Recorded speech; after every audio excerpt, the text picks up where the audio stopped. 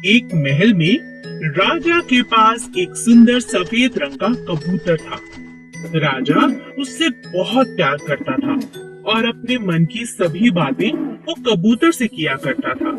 एक दिन कबूतर का दिल महल से बाहर जाने को हुआ। कबूतर उड़ता हुआ जंगल की तरफ चला गया, मगर आते हुए वह रास्ता भटक गया। राजा शाम तक कबूतर की राह देखता रहा। फिर उसने अपने सेनापति को कबूतर को ढूंढकर लाने का आदेश दिया।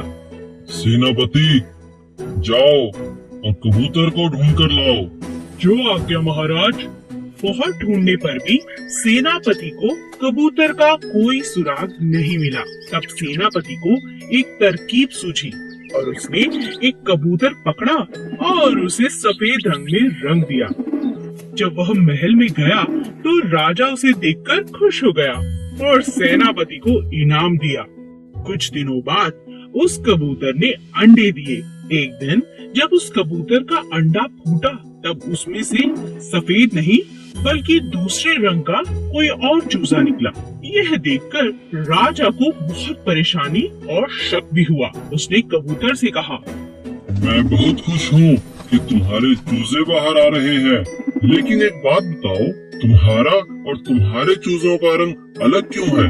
यह सुनकर कबूतर राजा से क्षमा मांगने लगा और बोला, मुझे माफ कर दीजिए राजा जी। कई दिनों से आपको यह सच बताने की मैं बहुत कोशिश कर रहा था, लेकिन आपके गुस्से के कारण मैं आपको बता नहीं पा रहा था। कौन सा सच?